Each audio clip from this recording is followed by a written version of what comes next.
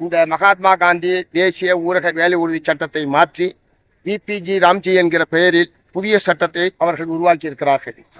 ஆகவே இந்த மோடி அரசாங்கம் ஏழைகளுக்கு எதிரானது, கிராமப்புற மக்களுக்கு எதிரானது என்பதை வெளிப்படுத்தக்கூடிய வகையிலே தான் இந்த நடவடிக்கையில் அவர்கள் ஈடுபட்டிருக்கிறார்கள். முதலாளிகளுக்கு இந்த 10 ஆண்டு காலத்தில் 16 லட்சம் கோடி ரூபாயை வாரா கடன் என்கிற பெயரில் இந்த அரசாங்கம் தள்ளுபடி செய்திருக்கிறது. ஆனால் ஏழைகளுக்கு வருஷத்துக்கு 1 லட்சம் கோடி ரூபாய் கூட இந்த திட்டத்திற்காக ஒதுக்கப்படவில்லை. 1 லட்சம் கோடி ரூபாய் கோடிக்கணக்கான மக்களுக்கு வேலை வாய்ப்பை அளிப்பதற்காக ஒதுக்குவது மத்திய அரசாங்கத்துக்கு பெரிய சிரமமான ஒரு காரியம் அல்ல.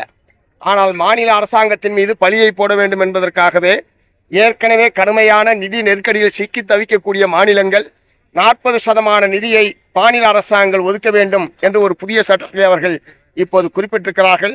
இதனால் தமிழ்நாடு, கேரளா போன்ற மாநிலங்கள் கடுமையான பாதிப்புக்கு உள்ளாகும். ஏற்கனவே 100 நாள் இருந்தபோதே 100 நாள் வேலை என்பது வழங்கப்படவில்லை. இப்போது 125 நாள் என்று அவர்கள் அறிவித்திருப்பது என்பது ஒரு ஏழையை தவிர மக்களுக்கு வேலை வழங்கப் போவதில்லை. இவ்வளவு மோசமான சட்டத்தை அதிமுக ஆதரித்திருக்கிறது. அவர் சொன்னார் மகாத்மா காந்தி என்ற பெயரை எடுத்துக்கப்படாதுன்னு சொல்லி. அவருடைய அந்த ஒரு முணுமுணுப்பை கூட அவர்கள் ஒரு பொருட்டாக எடுத்துக்கொள்ளவில்லை. சரி, கூட்டணி கட்சி தலைவர் கேட்கிறாரு, பேரை மட்டுமாவது நம்ம வச்சுக்குவோம் என்ற முறையில் கூட எடப்பாடிக்கு அவர்கள் மதிப்பளிக்கவில்லை. அவர் ஆசை வெட்கமறியாது என்று சொல்வார்கள்.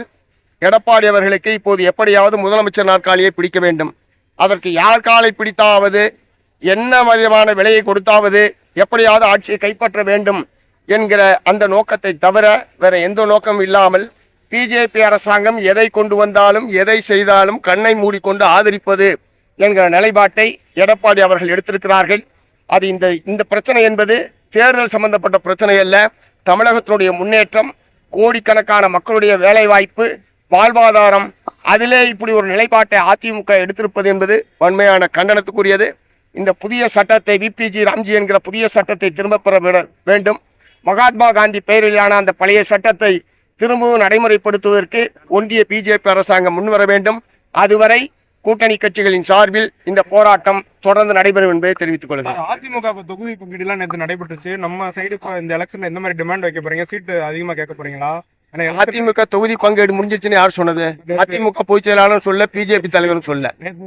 கேளுங்க 1.5 மணி நேரம் சந்திச்சாங்க, அரசியல் எதுவும் பேசலன்னு சொல்லியிருக்காங்க. 1.5 மணி நேரம் ஒருவேளை சாப்பிட்டுக்கிட்டே இருந்தாங்களான்னு தெரியாது. செய்திகளை உடனுக்குடன் தெரிந்து கொள்ள கீழ்கண்ட கேபிள் மற்றும் டிடிஹெச் நெட்வொர்க்குகளில் எம்நாடு செய்தி தொலைக்காட்சியை காணுங்கள். பாதகம் செய்பவரை கண்டால் நாம் பயம் கொள்ளலாகாது பாப்பா. மோதி மிதித்து விடு பாப்பா, அவர் முகத்தில் உமிழ்ந்து விடு பாப்பா.